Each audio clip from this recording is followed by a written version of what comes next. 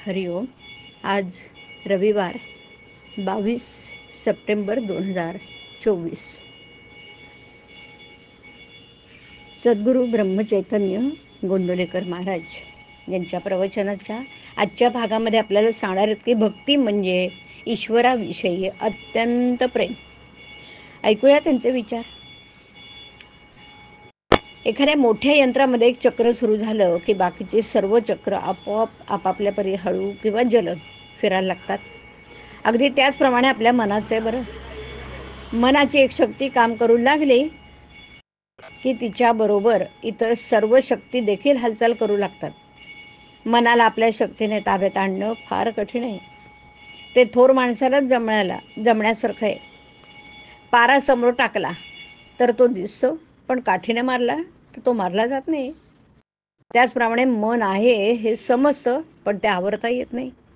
आणि म्हणूनच भगवंताला शरण जावं. आरशावर घाण पडली म्हणून साफ करण्याचा प्रसंग आला. अंतःकरणातली घाण पुसण्याचं काम हे साधनेने होतं. मिरच्या, मीठ, मिरे इत्यादी पदार्थ एकत्र करून जसा सुंदर मसाला तयार करतात, त्याप्रमाणे भगवंताच्या प्राप्तीसाठी 3 गोष्टींचा मसाला पाहिजे. एक शुद्ध आचरण, शुद्ध अंतःकरण आणि भगवंताचं नामस्मरण. या 3 गोष्टी. शुद्ध आचरण म्हणजे प्रामाणिकपणा, धार्मिक आचार आणि नीतीचं वर्तन. दुसरं शुद्ध अंतःकरण म्हणजे अभिमान नसणं, द्वेष मत्सर नसणं, सर्वजण सुखी असावे तशी भगवंताची प्रार्थना करणं. भगवंताचं नामस्मरण म्हणजे भगवंताचा केव्हाही विसर न पडणं.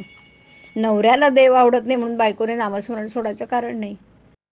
तिने नाम घेतले तर पत्नी धर्म सोडला असं होत नाही.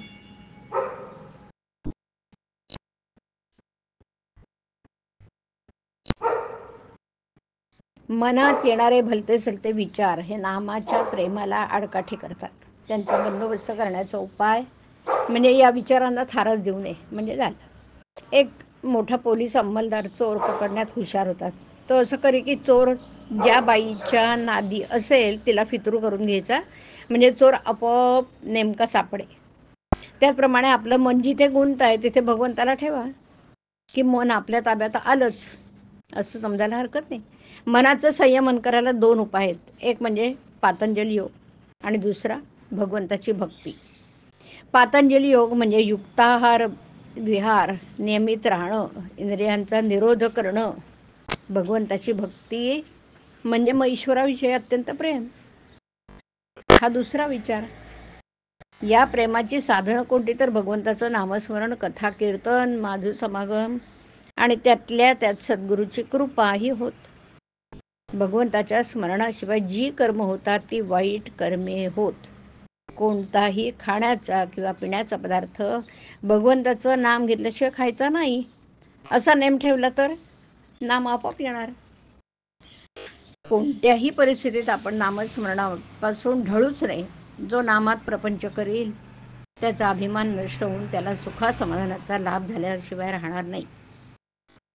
अनावर अशा मनाला नामाचं ओंडकं बांधावं म्हणजे मग भगवंताचं प्रेम येतं. हरिओम. हरिओम तत्सत. हरिओम.